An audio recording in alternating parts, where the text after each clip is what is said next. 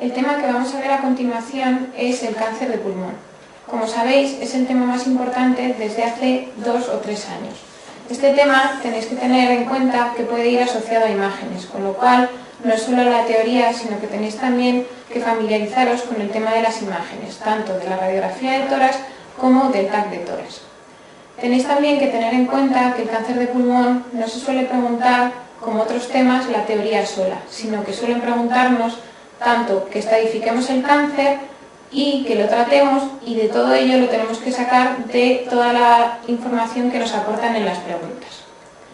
Entonces, tener en cuenta que este es el tema más importante de toda la asignatura de neumología y que tenéis que aprenderos todos los apartados porque cualquiera de ellos puede ser preguntado. Vamos a empezar, por tanto, en líneas generales a hablar de la epidemiología del cáncer de pulmón. Como sabéis, el cáncer de pulmón es un cáncer muy frecuente. De hecho, es el segundo cáncer más frecuente tanto en hombre como en mujer. En hombre, como ya sabéis, el cáncer más frecuente visto en autopsia es el cáncer de próstata, mientras que en la mujer el cáncer más frecuente es el cáncer de mama. Respecto al cáncer de pulmón, tiene tal importancia porque es la causa principal de muerte por cáncer, tanto en hombres como en mujeres, por lo que podemos deducir que su supervivencia es muy baja, alrededor del 12 al 15% en la supervivencia medida a los 5 años. La supervivencia puede variar según el subtipo de cáncer de pulmón del que estemos hablando. Por ello es importante que conozcamos todos los tipos histológicos. Por tanto, hay cánceres cuya supervivencia media será de un 5% a los 5 años y otros cuya supervivencia será mayor al 20% a lo largo de 5 años. Vamos a empezar a hablar de los tipos histológicos de cáncer de pulmón. Clásicamente se han agrupado en 2 grupos: el carcinoma microcítico o de células pequeñas y otro gran grupo que es el carcinoma no microcítico. Dentro del carcinoma no microcítico hay otros 3 subtipos, que son el adenocarcinoma, el carcinoma epidermoide y el carcinoma de células grandes. Y dentro del carcinoma microcítico solo hay uno, que es el carcinoma microcítico o de células pequeñas. Vamos a hablar de cada uno de los subtipos histológicos, de las características más frecuentes y que tenéis que conocer. Las tenéis que conocer porque puede que en los enunciados no nos den la anatomía patológica, pero sí nos den algún tipo de información que nos pueda orientar para saber qué tipo de cáncer es del que nos están hablando. Vamos a empezar por los cánceres no microcíticos. Tenéis que conocer, en líneas generales, que el cáncer más frecuente de pulmón es el subtipo del adenocarcinoma. Hasta hace unos años el cáncer más frecuente era el carcinoma epidermoide, pero de unos años a esta parte el cáncer más frecuente de pulmón es el adenocarcinoma. Puede haber preguntas en los desgloses que ahora mismo, si son muy antiguas, digan que el cáncer más frecuente es el epidermoide, pero tener en cuenta que de unos años a esta parte esas preguntas serían erróneas porque el más frecuente actualmente es el adenocarcinoma. Vamos a ver, por tanto, características de cada uno de los subtipos histológicos de cáncer. Vamos a empezar por el cáncer más frecuente, que como ya sabéis es el adenocarcinoma. El adenocarcinoma tiene la característica de ser el más frecuente de todos y de que además es el que causa mayor mortalidad de los tumores no microcíticos. El más letal de todos es el carcinoma microcítico, pero dentro de los no microcíticos, el más mortal de todos ellos, el de peor pronóstico, es el adenocarcinoma, que además es el más frecuente. Tenéis también que conocer que el adenocarcinoma es el más frecuente en mujeres. También debéis conocer que el adenocarcinoma, es el tumor de pulmón más frecuente en jóvenes. Y también en la población que padece cáncer de pulmón que no son fumadores es el cáncer más frecuente. Por tanto, en resumen, el adenocarcinoma, conocer que es el más frecuente, que luego dentro de ser el más frecuente es el más frecuente en jóvenes, el más frecuente en mujeres y el más frecuente en no fumadores. Todo esto es importante porque si os hablan en un caso clínico de una mujer no fumadora joven y que padece un cáncer de pulmón, en el subtipo histológico en el que tenéis que pensar es en el adenocarcinoma. Otra característica del adenocarcinoma que debéis reconocer es que si os hablan de una lesión residual en el pulmón sobre la que crece o se asienta un tumor, probablemente nos estén hablando del adenocarcinoma. Por tanto, si por ejemplo nos hablan de una lesión residual de tuberculosis sobre la que crece un cáncer de pulmón, nos estarán hablando o debemos deducir que nos están hablando de un adenocarcinoma. Esta es la información más importante que tenemos que conocer sobre el adenocarcinoma. Dentro del adenocarcinoma hay otro subtipo histológico que es el carcinoma bronquiolo-alveolar. Este carcinoma bronquiolo-alveolar, que es un subtipo de adenocarcinoma, tenéis que conocer que es el único cáncer de pulmón que disemina por vía broncógena. Por lo tanto, si disemina por vía broncógena, este tumor es el que va a cursar en la radiografía con un patrón alveolar. Por lo tanto, si nos hablan de un cáncer de pulmón con broncograma aéreo, que es la característica radiológica de un patrón alveolar, tenéis que pensar no solo en el adenocarcinoma, sino que dentro del adenocarcinoma el único que puede cursar con esta clínica radiológica es el carcinoma bronquiolo-alveolar. El carcinoma bronquiolo-alveolar, por tanto, si disemina por vía broncógena, cursa clínicamente con disnea, con expectoración abundante y con shunt en el patrón funcional. El carcinoma bronquiolo-alveolar, a diferencia del resto de adenocarcinomas, es un subtipo de cáncer que tiene mejor pronóstico que el resto de adenocarcinomas. El siguiente tumor sobre el que tenemos que conocer algún tipo de característica es otro tipo de cáncer de pulmón no microcítico, y es el carcinoma epidermoide. Este, como ya hablábamos antes, hasta hace unos años era el más frecuente de todos. Ahora es el segundo más frecuente. Del carcinoma epidermoide tenéis que conocer que es el tumor que tiene la característica de que puede cavitarse. Por lo tanto, si nos hablan de una masa cavitada que puede cursar con clínica de un cáncer de pulmón, en el primero en el que tenemos que pensar es en el carcinoma epidermoide. Ya hemos hablado de los dos principales tumores no microcíticos y nos queda el tercero, que es el carcinoma de células grandes. Este subtipo no tiene muchas características que debáis conocer, pero sí tened en cuenta que produce un síndrome paraneoplásico que es la ginecomastia. Entonces ya hemos hablado de las características principales de los cánceres de pulmón no microcíticos. Y a continuación del que vamos a hablar es del carcinoma de pulmón microcítico o de células pequeñas. El carcinoma de pulmón microcítico o de células pequeñas es el más mortal de todos los cánceres de pulmón. Es el más mortal porque además disemina rápidamente y es el que más metástasis linfáticas y sanguíneas produce. Y además también es el que más síndromes paraneoplásicos asocia. Por lo tanto, del carcinoma microcítico conocer que es el más mortal de todos, y es el más mortal de todos porque es el que disemina más rápidamente por vía linfática y por vía hemática, que es el que produce más metástasis y que es el que cursa con más síndromes paraneoplásicos. A continuación, lo que vamos a hablar es de la clínica del cáncer de pulmón. De la clínica del cáncer de pulmón lo que tenemos que dividir son distintos apartados según la localización del tumor, según la afectación de las estructuras vecinas, según los síndromes paraneoplásicos que produzca y según las metástasis donde se asiente. Para empezar, tenemos que conocer cuál es el síntoma más frecuente del cáncer de pulmón. Y el síntoma más frecuente del cáncer de pulmón es la tos. Es por lo que suelen consultar todos estos pacientes. Pero como sabéis, hay pacientes que son tosedores crónicos por su patología pulmonar de base. Por su patología pulmonar de base hay pacientes que son tosedores crónicos y por tanto para nosotros saber si puede haber un cáncer de pulmón detrás, aparte de la clínica constitucional que presenten, la característica más frecuente es que hay cambios en las características de la tos en estos pacientes tosedores crónicos. Por tanto, en resumen, el síntoma más frecuente es la tos, por el que consultan los pacientes. Pero en pacientes tosedores crónicos, el síntoma más frecuente son cambios en las características de la tos. A continuación, vamos a ver cuáles son los síntomas según la localización donde esté el tumor. Los distintos subtipos histológicos suelen predominar tanto a nivel central o a nivel periférico. Y tenemos que conocer qué subtipos histológicos predominan a nivel central o a nivel periférico. Esto no quiere decir que si lo más frecuente es que el carcinoma microcítico tenga localización central, no pueda localizarse un carcinoma microcítico a nivel periférico, pero sí tenéis que conocer que lo más frecuente es que se localice a nivel central.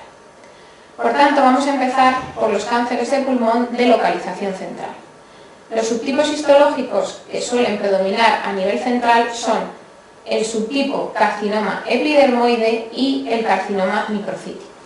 Si asientan a nivel central, la clínica que pueden presentar estos pacientes es tos por compresión de los bronquios principales, hemoptisis por compresión de los grandes vasos o incluso disnea que puede originar hasta una neumonitis obstructiva.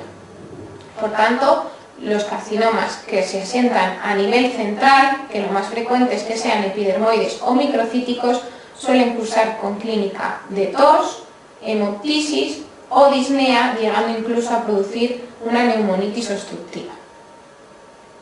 A continuación veremos los cánceres de pulmón de localización predominantemente periférica, que son el adenocarcinoma y el carcinoma de células grandes.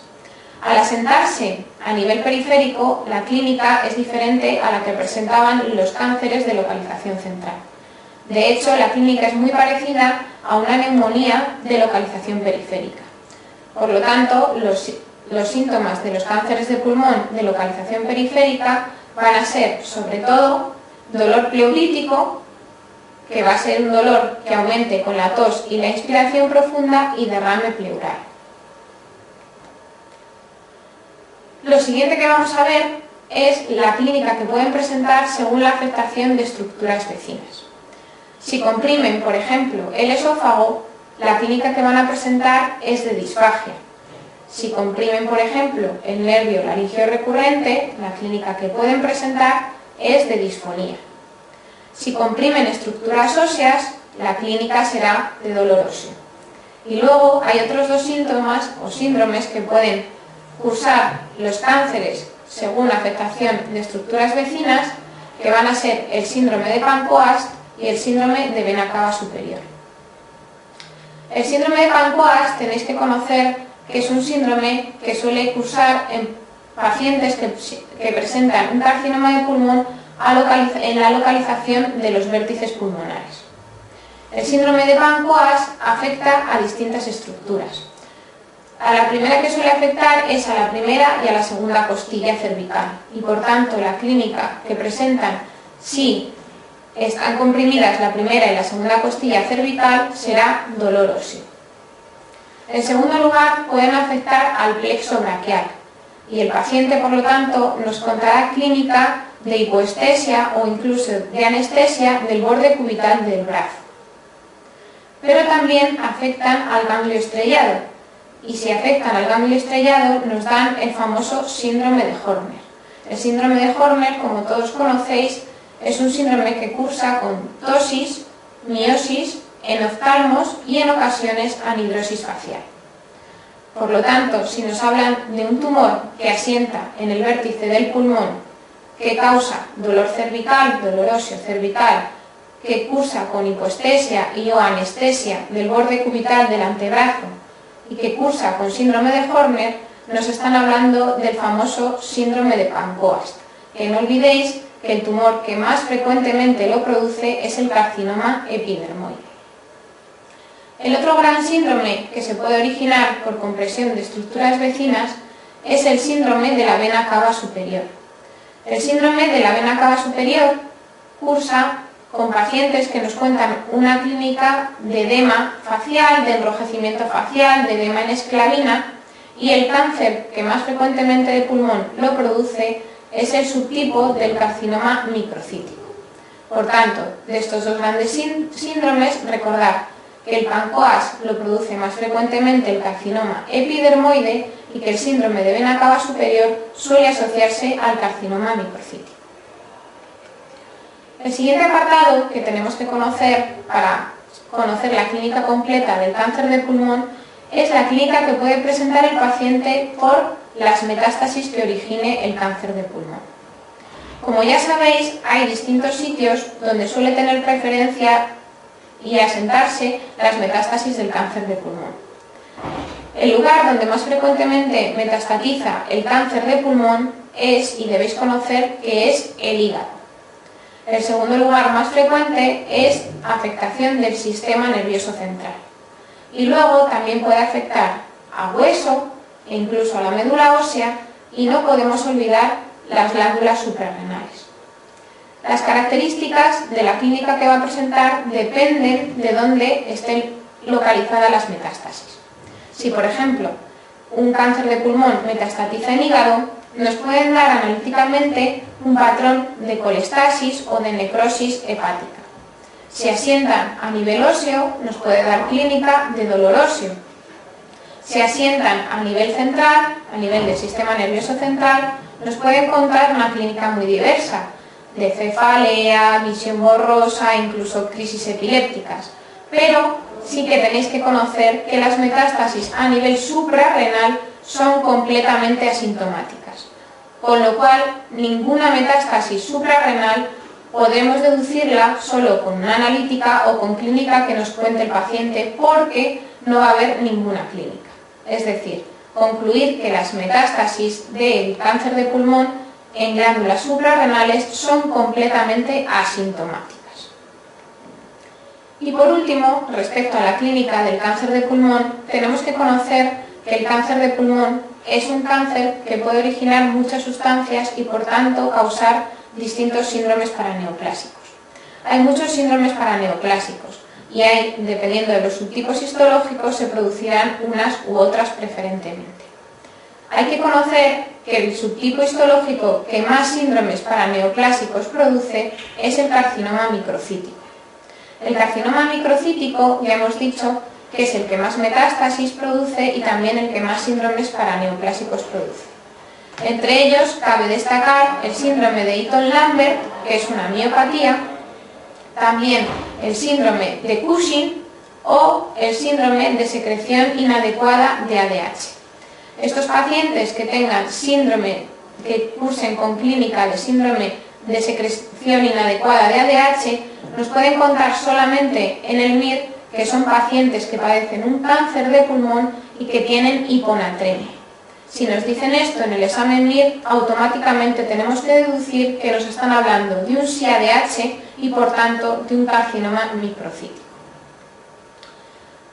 Otro subtipo histológico que puede producir síndromes paraneoplásicos es el adenocarcinoma, y el síndrome paraneoplásico que más frecuentemente produce es la osteoartropatía hipertrófica. El carcinoma de células grandes, como ya vimos anteriormente, el síndrome paraneoplásico que más frecuentemente produce es la ginecomastia. Y por último, el carcinoma epidermoide, el síndrome paraneoplásico que más frecuentemente produce es la hipercalcemia. Esto respecto a las características de los tipos histológicos y los síndromes paraneoplásicos que producen. Pero por último tenéis que conocer que todos ellos pueden tener un síndrome en común, que es la aparición de acropaquias. Acropaquias en el MIR solo nos pueden hablar de dos cosas en neumología, y es que nos hablen de un paciente que padece un cáncer de pulmón o de un paciente que padece una fibrosis pulmonar idiopática. Ya para concluir, respecto a los síndromes paraneoplásicos, destacar que el síndrome paraneoplásico más frecuente de todos, y por tanto tenéis que conocer, es la osteoartropatía hipertrófica, pero que el carcinoma de pulmón que más síndromes paraneoplásicos produce es el carcinoma microcítico. A continuación, ya hemos visto cuáles son las características de los distintos tipos histológicos del cáncer de pulmón, hemos visto cuáles eran los tipos histológicos y cuál era la clínica según lo que afectara el cáncer de pulmón. Ante cualquier clínica que nos pueda orientar a que nuestro paciente padece un cáncer de pulmón, lo siguiente que tenemos que hacer es estudiar y, por tanto, iniciar un diagnóstico. ¿Por qué prueba deberíamos empezar? Por la prueba más sencilla de todas, que es la realización de una radiografía de tórax. Ante todo paciente que sospechemos un cáncer de pulmón, es la primera prueba a realizar. La radiografía de tórax nos puede mostrar distintos hallazgos. Nos puede mostrar una placa en la que no veamos nada, una placa en la que veamos un nódulo o una masa tumoral, que ya sabéis que solo se diferencian en el tamaño. Llamamos nódulo si es menor de 3 centímetros y masa si es mayor de 3 centímetros. También nos puede mostrar dentro del tipo de masa o del tipo de nódulo, si es regular, si es irregular, distintas características radiológicas. E incluso nos pueden hablar de una masa cavitada, que como ya vimos antes, nos debe orientar a que de lo que nos están hablando es del carcinoma epidermoide. Hay muchos tipos de radiografía de cáncer de pulmón y por tanto los hallazgos son muy diversos. Ante un paciente que presente clínica de cáncer de pulmón y que tengamos una radiografía que muestre algún tipo de hallazgo, lo siguiente que tenemos que hacer es proseguir con el estudio. La siguiente prueba a realizar tras la radiografía de tórax es un TAC. La tomografía, lo que debemos saber es que no solo debemos hacer una tomografía de tórax, sino que en el estudio de un carcinoma de pulmón o de sospecha de un carcinoma de pulmón, cuando nosotros le pedimos al radiólogo que haga un TAC, debe incluir no solo el tórax, sino también el abdomen superior. ¿Y por qué debe incluir el abdomen superior? Pues por una razón muy sencilla. El TAC de abdomen superior nos va a dar con una gran definición si existen metástasis hepáticas y también, sobre todo, si existen metástasis suprarrenales, que como ya comentamos, son asintomáticas. Por eso, en todo paciente, una metástasis hepática nos puede dar algún dato analítico o algún dato clínico, pero una metástasis suprarrenal no. Por ello, tenemos que buscarla en todos los carcinomas que sospechemos de pulmón. El TAC de tórax además nos va a dar una mejor definición de los hallazgos que hayamos encontrado en la radiografía. Si realmente tenemos una masa o un nódulo tumoral, nos va a medir cuánto mide esa masa o cuánto mide ese nódulo, nos va a decir las características radiológicas de esa masa o de ese nódulo y también nos sirve porque nos va a mostrar si el paciente tiene adenopatías. Con ello podemos comenzar a estadificar nuestro cáncer de pulmón. Entonces, un TAC de tórax nos sirve para definir el nódulo y la masa, nos sirve para ver si hay afectación ganglionar mediastínica y nos sirve para valorar si existen metástasis hepáticas o metástasis en glándulas suprarrenales. A continuación, si confirmamos que estamos ante la sospecha de un cáncer de pulmón, lo siguiente que tenemos que conseguir es la anatomía patológica. ¿Y cómo la conseguimos? Pues realizando una broncoscopia. Esta broncoscopia, si el tumor es a nivel central, probablemente nos sirva con una broncoscopia que obtenga una biopsia bronquial. Si ya el tumor es de localización más periférica, probablemente tengamos que hacer una biopsia transbronquial. E incluso hay tumores de localización muy periférica a los que no se puede llegar con control tanto con la broncoscopia.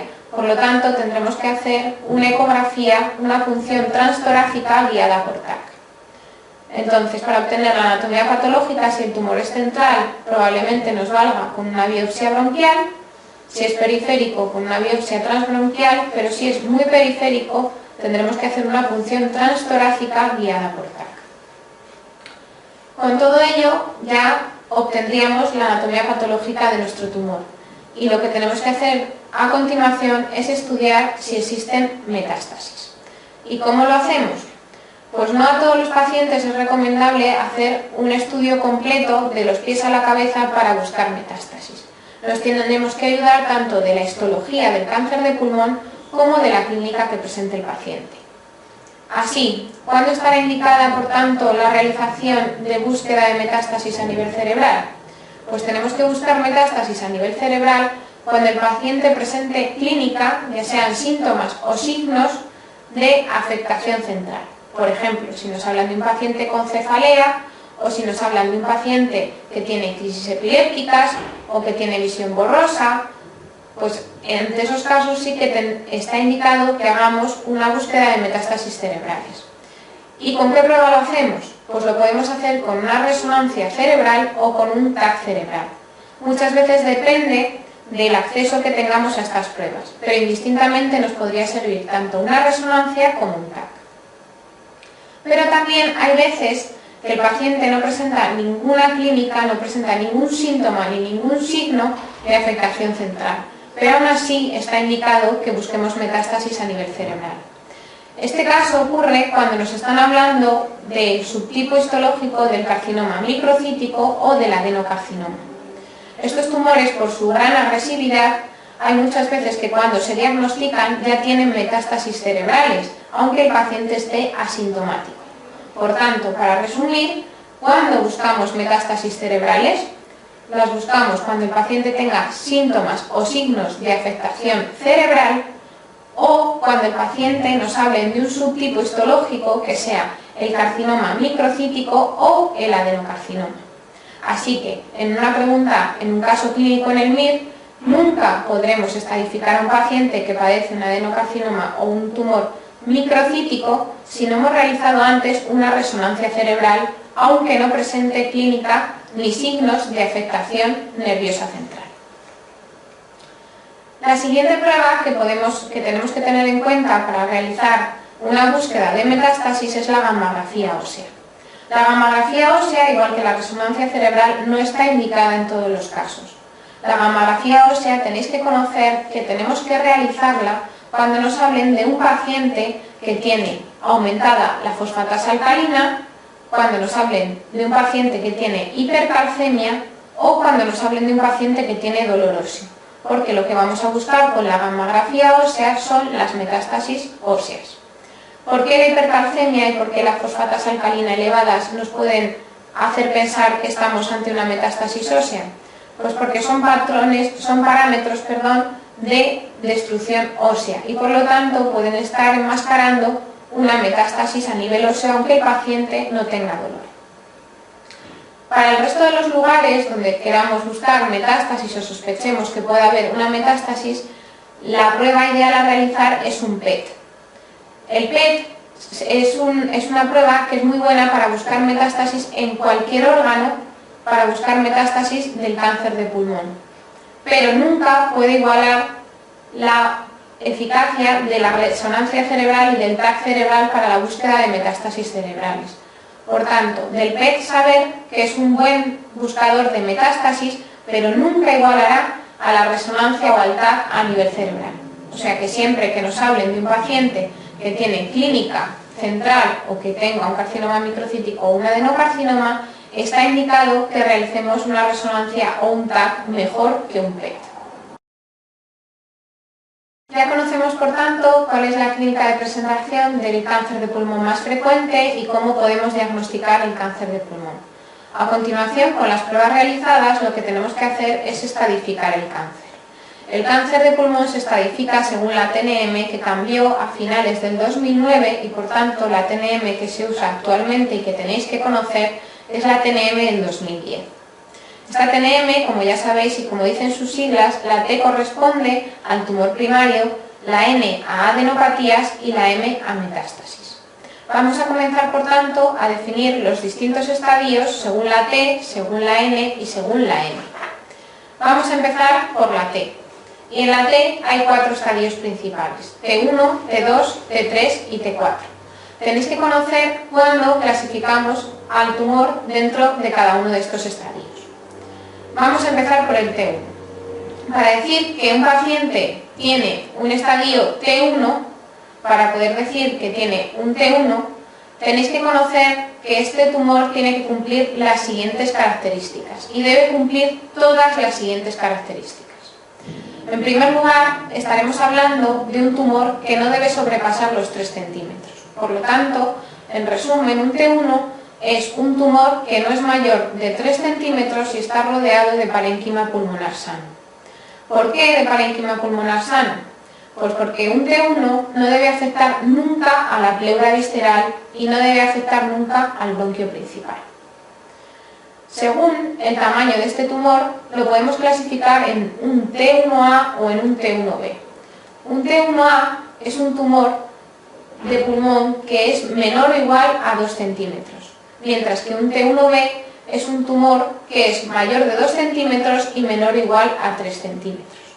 Por tanto, en resumen, un T1 es un tumor menor de 3 centímetros que no afecta a pleura visceral y no afecta a bronquio principal. El siguiente estadio es el T2. En el T2, a diferencia del T1, basta con que cumpla una de las siguientes características para catalogarlo como un T2. Un T2 es un tumor que es mayor de 3 centímetros pero menor de 7 centímetros. y aquí también hacen una diferencia según el tamaño en un T2A y en un T2B. El T2A es el tumor que es mayor de 3 centímetros pero es menor o igual a 5 centímetros, mientras que el T2B es el tumor que es mayor de 5 centímetros pero es menor o igual a 7 centímetros. Esta es una de las características que puede cumplir un cáncer de pulmón para catalogarlo como un T2. La siguiente de las características por las que puede ser un T2 es que afecte a pleura visceral. Otra característica es que afecte al bronquio principal, pero que afecte al bronquio principal pero a más de 2 centímetros de la carina. O también podemos considerar que es un T2 si produce atelectasia o neumonía parcial, es decir, una atelectasia o neumonía que no afecte a todo un pulmón y que sea originada por un cáncer de pulmón, se estadifica como un T2. A continuación vamos a ver cuándo decimos que un paciente tiene un T3. Un T3, al igual que el T2, basta con que cumpla una de las siguientes características. Y es que si antes el T1 es un tumor menor de 3 centímetros, un T2 entre 3 y 7, un T3 es aquel tumor que sea mayor de 7 centímetros. También lo será, según una regla mnemotécnica, el que afecte a las siguientes estructuras. Y para ello hemos creado una regla mnemotécnica que es dime papá esquizofrénico, que lo que deduce es a qué estructuras puede afectar el cáncer de pulmón para considerarlo un T3. Di de diafragma, si afecta a uno de los dos hemidiafragmas será directamente catalogado como mínimo en un T3. También me por si afecta a la pleura mediastínica. Pa por si afecta a la pared torácica, por si afecta al pericardio parietal o si produce un síndrome de Pancoast. Un síndrome de Pancoast como mínimo es un T3. También si afecta al nervio frénico, estamos ante un T3. Otra característica que puede presentar un tumor que nos obligue a catalogarlo como un T3 es cuando afecta al bronquio principal pero a menos de 2 centímetros de la carina. Un T2 era el que afectaba a más de 2 centímetros de la carina, si afecta a menos de 2 centímetros estaremos hablando de un T3. También si produce atelectasia o neumonía pero de todo un pulmón. Veíamos antes que un T2 era si producía atelectasia o neumonía parcial, pero si produce atelectasia o neumonía de todo un pulmón estaremos ante un T3 como mínimo. Y también se puede considerar T3 cuando existe un nódulo tumoral satélite en el mismo lóbulo donde está afectado el tumor primario. Pasamos finalmente a clasificar el T4. El T4 son aquellos tumores que cumplan al menos una de las características siguientes, y es que afecten, por ejemplo, a órganos extrapulmonares, como pueda ser a órganos mediastínicos, y entre ellos incluye cuando se origina el síndrome de la vena cava superior, que recordemos que el cáncer que más frecuentemente lo produce es el microcítico. También se afecta a otros órganos extrapulmonares, como puedan ser los cuerpos vertebrales por compresión, o incluso al nervio recurrente laríngeo. Veíamos cómo si afectaba al nervio frénico se consideraba un T3, pero si afecta al nervio recurrente laríngeo se cataloga como un T4. También se afecta a la carina traqueal o la tráquea. Un T2, recordemos, era si afectaba al bronquio principal a más de 2 centímetros de la carina traqueal. Un T3 si afectaba a menos de 2 centímetros de la carina traqueal y un T4 si afecta a la carina traqueal o a la tráquea. También se considera un T4 cuando existe un nódulo tumoral en el mismo pulmón pero en distinto lóbulo. Un T3 veíamos que era cuando este nódulo satélite estaba en el mismo lóbulo, en el mismo pulmón, y un T4 es cuando este nódulo está en distinto lóbulo pero en el mismo pulmón. Ya hemos catalogado, por tanto, a todos los tumores según la T. Ahora vamos a catalogarlos según la N, que es el segundo parámetro a evaluar para hacer la estadificación del cáncer de pulmón. La N se va a clasificar en N1, N2, o N3 o N0. N0 es cuando no existe afectación ganglionar, es decir, cuando no hay adenopatías tumorales. N1 se dice cuando existen adenopatías tumorales, pero son iliares homolaterales, es decir, están en el mismo lado del pulmón de localización iliar. N2 se caracteriza porque nos hablan de adenopatías mediastínicas homolaterales. Y nos hablan de mediastínicas homolaterales, pero tenemos que tener en cuenta que las que afectan a la línea media se consideran N2. Es decir, si nos hablan de adenopatías pretraqueales o de adenopatías subcarinales que están localizadas en la línea media, tenemos que catalogarlas, si son tumorales, como un N2. Y por último, un N3 son todas aquellas adenopatías tumorales que estén localizadas contralateral al tumor primario. Es decir, cualquier adenopatía tumoral iliar o mediastínica contralateral se considera un N3, y también cualquier tipo de adenopatía supraclavicular, ya esté en el lado del tumor primario o en el lado contralateral. Por tanto, N0, no hay adenopatías. N1 son iliares homolaterales. N2 son mediastínicas homolaterales, incluyendo las que afectan a la línea media, como son las pretraqueales y las subcarinales. Y N3 son cualquier tipo de adenopatía localizada a nivel supraclavicular, ya sea homo o contralateral al tumor primario, y también cualquier tipo de adenopatía iliar o mediastínica contralateral. Por último, nos queda ya por catalogar la M. La M se cataloga en M0 o M1. M0 es cuando no hay presencia de metástasis, y M1 cuando hay metástasis. Dentro del M1 hay dos apartados, que son el M1A y el M1B. M1A es cuando nos están hablando de metástasis que están cercanas al pulmón, y en ellas incluimos el derrame pleural maligno, el derrame pericárdico maligno, los nódulos pleurales tumorales y los nódulos tumorales en el pulmón contralateral. Esto es lo que corresponde a M1A. Y M1B es cualquier tipo de metástasis que produzca el cáncer de pulmón que se localice a distancia. Y hemos estadificado, por tanto, según la TNM, que es T, que N y que M tiene nuestro paciente que padece cáncer de pulmón. A continuación, lo que tenemos que lograr es conseguir clasificarlos según los estadios para poder establecer el tratamiento adecuado. Y por ello debemos elaborar una tabla en la que incluya en un lado la T y en cada una de las columnas los distintos estadios de la T, teniendo en cuenta que T1A y T1B van en la misma columna. Luego en otro va T2A, T2B, en otro T3 y en otro T4. Y en el otro eje vamos a poner la afectación ganglionar, según sea N0, N1, N2 o N3. La M no la incluimos, y la M no la incluimos porque tenéis que saber que cualquier cáncer de pulmón que produzca metástasis tanto a nivel local, si es un M1A, o a distancia, si es un M1B, directamente es estadificado como un estadio 4, que es el estadio más grave de afectación del cáncer de pulmón. Entonces, la siguiente tabla que hemos elaborado según la T y según la N solo puede ser aplicado para los tumores que van desde los estadios 1A al 3B.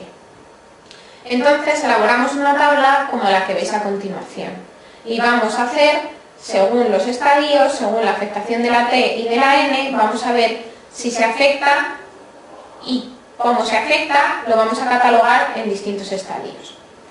Así empezamos a ver que cualquier tumor, cualquier cáncer de pulmón que sea N3 va a ser directamente un 3B, pero también se va a incluir dentro del 3B cuando la N es una N2, pero el paciente está ante un T4, es decir, T4, N2, M0, y cualquier N3 es catalogado como un 3B. El siguiente estadio en gravedad es el 3A. El 3A incluye los siguientes apartados, que son todos los tumores que tengan afectación N2, excepto el T4, que ya vimos que era un 3B, pero también si tienen afectación N1 y son un T3 o un T4. pero también pueden ser catalogados como un 3A tumores que sean T4N0.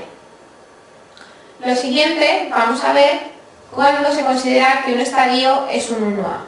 Y un estadio es 1A si solo tiene T1A o T1B sin afectación ganglionar, es decir, T1A o T1B N0. 1B es aquellos que sean T2A N0. Un 2A es aquel que sea un T2B N0 o que sea un T1A o T1B T2A con afectación N1. Eso es un estadio 2A. Y por último, el estadio 2B son aquellos tumores que sean T3N0 o T2B N1.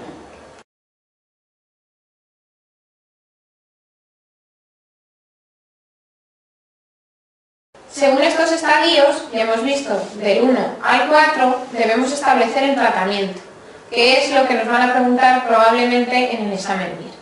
Por ello, las preguntas de cáncer de pulmón son difíciles, porque no solo tenéis que extraer del enunciado qué T, qué N y qué M tiene el paciente, sino que según ello tenéis que estadificarlo en estadios del 1 al 4 y según esta estadificación establecer un tratamiento.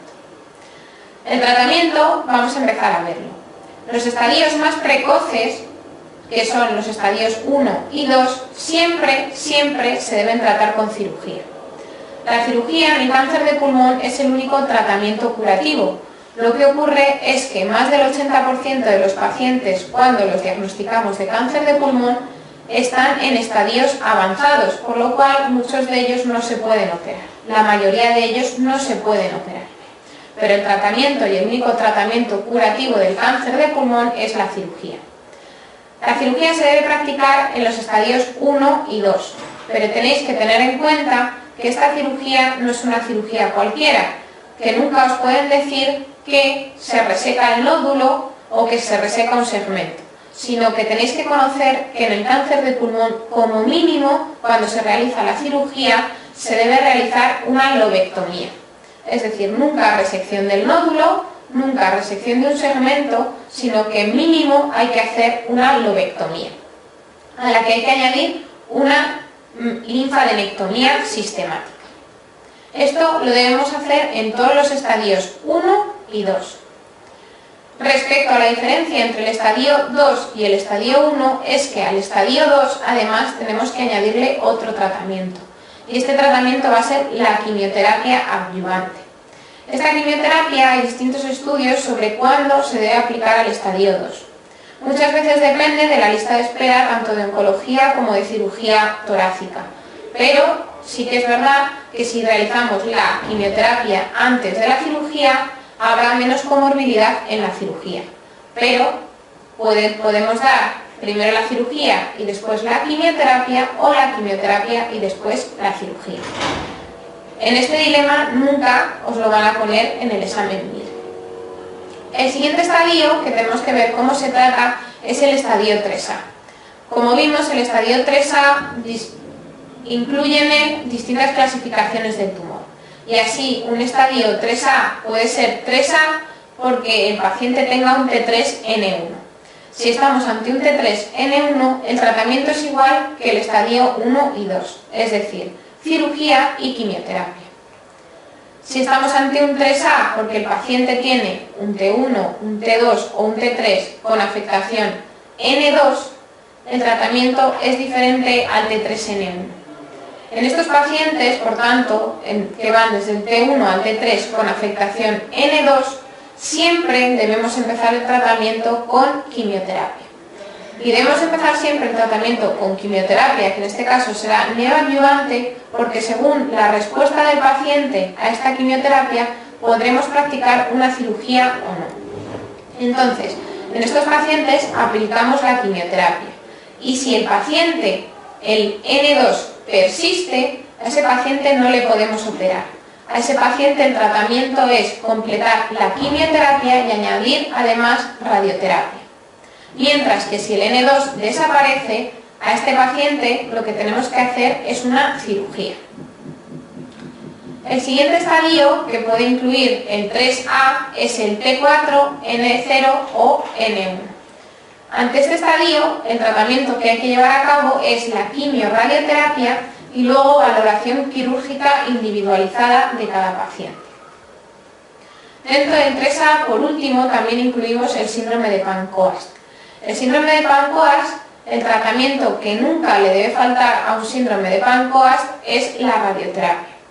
Entonces, a estos pacientes lo que tenemos que aplicarles, lo ideal es aplicarles quimio, radioterapia y además cirugía si vemos que el tumor es resecable. Por tanto, ya hemos visto cómo se trata un estadio 3A, según la afectación de la T y según la afectación de la M. Vamos a ver a continuación cómo se trata un estadio 3B. Y el tratamiento de un estadio 3B es la quimioterapia seguida o además la radioterapia. Y por último, el estadio 4. El estadio 4, el tratamiento que incluye es la quimioterapia.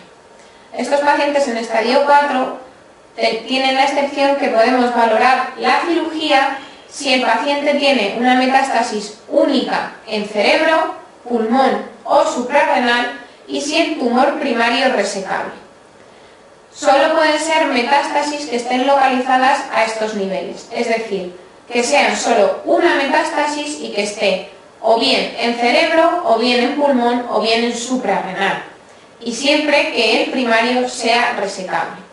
Nunca se debe operar a un paciente que tiene una metástasis hepática. Lo digo para que tengáis en cuenta que el órgano donde más metastatiza un cáncer de pulmón es el hígado, pero que la aparición de una metástasis hepática nos obliga a que ese paciente nunca se le pueda practicar la cirugía. Ya hemos visto, por tanto, cuál es el tratamiento según el estadio del cáncer de pulmón. Ahora debemos conocer cuáles son las indicaciones de la radioterapia, pero de la radioterapia paliativa. No es una radioterapia curativa, sino que va a ser una radioterapia para paliar alguno de los síntomas que produzca el cáncer de pulmón. Se debe aplicar radioterapia paliativa en los siguientes casos: en metástasis cerebrales, en el síndrome de la vena cava superior para intentar descomprimir, también en compresión medular, en metástasis óseas dolorosas que no hayan respondido al tratamiento analgésico de la escala del dolor y también en hemoptisis que no respondan a otros tratamientos. Ya hemos acabado, por tanto, de ver el tratamiento del cáncer de pulmón. A continuación, lo que vamos a ver es cuáles son los principios de la quimioterapia. En la quimioterapia del cáncer de pulmón no ha sido preguntada muy frecuentemente en el MIR, pero tenéis que conocer que el tratamiento quimioterápico del cáncer de pulmón siempre incluye la poliquimioterapia, es decir, se aplican distintos fármacos para tratar el cáncer de pulmón. Dentro de estos distintos fármacos, siempre uno debe incluir un derivado del platino, ya sea el cisplatino o el carboplatino. Han aparecido líneas nuevas de tratamiento que tenéis que conocer. Una de estas líneas es la que incluye los fármacos que inhiben el receptor del factor de crecimiento epidérmico. Estos fármacos son el erlotinib y el gefitinib. Estos fármacos están indicados en segunda línea en los tumores de pulmón que no sean microcíticos y son especialmente útiles en el adenocarcinoma. Es decir, en segunda línea en los tumores no microcíticos y sobre todo útiles en el adenocarcinoma. Pero si existe mutación de este factor de crecimiento, están indicados en primera línea asociados a un derivado del platino. Otra línea de tratamiento de aparición reciente son fármacos que inhiben el factor de crecimiento del endotelio vascular, como es el bevacizumab. El bevacizumab está indicado en primera línea asociado al platino cuando estamos ante un tumor no microcítico, no epidermoide. Esto es lo que tenemos que conocer respecto al tratamiento quimioterápico del cáncer de pulmón. Todo esto que hemos estado hablando, que hemos estadificado en nuestro paciente, hemos considerado qué tratamiento tenemos que realizar, es para tener en cuenta si nuestro tumor, el tumor del paciente es resecable o no. Es decir, todo esto lo hemos hecho dependiendo de las características del tumor. Pero antes de considerar la cirugía en cualquier paciente, tenemos que tener en cuenta las características del propio paciente. Es decir, por un lado tenemos la resecabilidad, que depende de las características del tumor, y por otro lado tenemos la operabilidad, que depende de las características del paciente.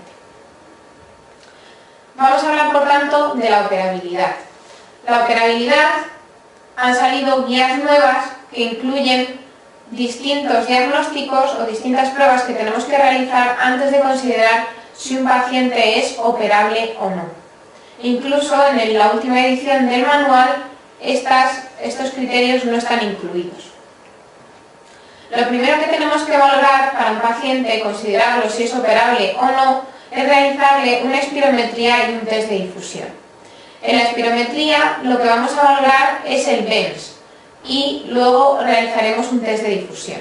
Si el resultado de estas dos pruebas es mayor del 80% del teórico estimado para ese paciente, consideraremos que este paciente es absolutamente operable, que se puede hacer desde una lobectomía hasta una neumonectomía. Ya hemos dicho que este paciente, estos valores son absolutamente normales, con lo cual puede soportar perfectamente una cirugía. Pero si alguno de estos valores, tanto el BEMS 1 como el test de la difusión, es menor del 80%, lo siguiente que tenemos que valorar es el consumo de oxígeno pico. El consumo de oxígeno pico, si es mayor del 75% del estimado teórico para ese paciente o es mayor de 20 mililitros por kilo de peso por minuto, se considera que nuestro paciente se puede realizar hasta una neumonectomía. Por otra parte, si el consumo de oxígeno pico es menor del 35% o menor de 10 mililitros por kilo de peso de paciente por minuto, ese paciente es completamente inoperable. Pero puede que nos encontremos en la situación en la que no podemos saber solo con estos datos si el paciente es inoperable o si el paciente es operable y puede soportar hasta una cirugía con una neumonectomía completa. Son los pacientes en los que el consumo de oxígeno pico se sitúa entre un 35 y un 75% del estimado teórico o entre 10 y 20 mililitros por kilo de peso por minuto. En estos pacientes lo siguiente que tenemos que calcular es el BEMS posoperatorio predicho y el test de difusión posoperatorio predicho. Si ambos son mayores del 30%, a este paciente lo podremos operar, pero lo máximo que le podemos practicar es una lobectomía. Es decir, estos pacientes nunca serán sometidos a una neumonectomía. Si el BEMS posoperatorio predicho y el consumo posoperatorio predicho de oxígeno nos dan valores de menores del 30%, a este paciente lo que tenemos que calcularles es el consumo de oxígeno pico posoperatorio predicho. Y según los resultados del consumo de oxígeno posoperatorio predicho, valoraremos si el paciente es operable o no. Y es operable y se le puede realizar hasta una lobectomía si el paciente tiene más de un 35% del estimado teórico o más de 10 mililitros por kilo de peso por minuto. A este paciente sí le podremos operar, pero como máximo le haremos una lobectomía. Mientras que si el consumo de oxígeno pico posoperatorio predicho es menor del 35% del estimado teórico para ese paciente o es menor de 10 mililitros por kilo por minuto, consideraremos que este paciente es inoperable. Hemos visto, por tanto, cuando el tumor es resecable y si el paciente es operable o no. Pero podemos encontrarnos ante la situación en la que el tumor sí que sea resecable, por las características del tumor esté en un estadio que sí que se pueda operar, pero que el paciente presente comorbilidades que le hagan inoperable. En este caso, no debéis olvidar que el tratamiento de elección en pacientes cuyo tumor es resecable, pero que por sus características son inoperables, el tratamiento de elección es la radioterapia y no la quimioterapia.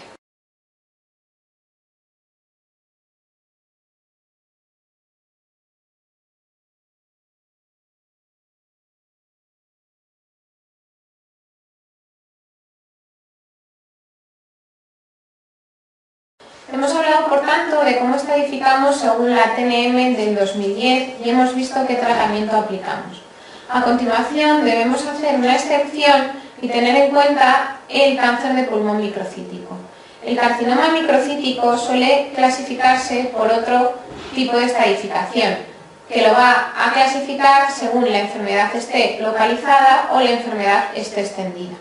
Estos son los dos estadios en los que se puede clasificar el carcinoma microcítico. Y se clasifica en localizada o en extendida según podamos aplicar radioterapia o no. Como sabéis, la radioterapia es una parte importante en el tratamiento del carcinoma de pulmón, pero no podemos aplicar radioterapia a todos los órganos, porque si no, el paciente, los efectos secundarios que presentaría serían tan importantes como los del propio cáncer de pulmón. Por eso, el carcinoma microcítico se divide en enfermedad localizada o en enfermedad extendida.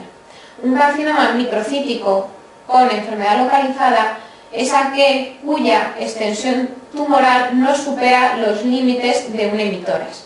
Y en este emitoras debemos incluir también el mediastino contralateral, con lo cual, si nos hablan de un tumor primario que también tiene metástasis mediastínicas, tiene afectación ganglionar mediastínica contralateral, lo podemos incluir dentro del carcinoma microcítico enfermedad localizada.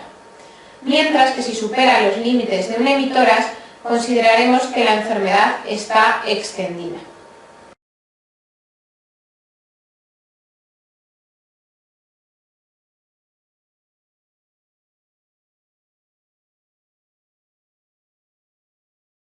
El tratamiento, por tanto, de un microcítico enfermedad localizada es la quimioterapia y la radioterapia, mientras que la enfermedad extendida va a ser solo la quimioterapia.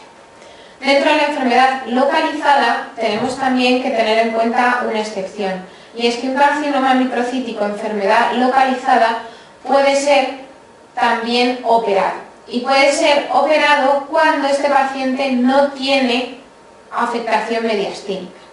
Y no tiene afectación mediastínica y lo vamos a operar si antes hemos descartado esta afectación, aunque no hayamos visto antes ninguna afectación tumoral en ninguna prueba de imagen.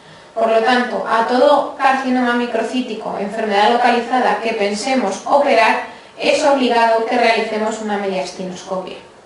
Por tanto, vamos a parar un momentito para poder valorar cuáles son las indicaciones de realización de mediastinoscopia. Una de ellas es la que acabamos de ver, y es cuando sospechamos que un carcinoma microcítico lo podemos operar y queremos descartar que no haya afectación mediastínica. En este caso, da igual que las pruebas de imagen no nos muestren adenopatías sospechosas de ser tumorales, porque aunque no nos lo muestren, estamos obligados a hacer una mediastinoscopia.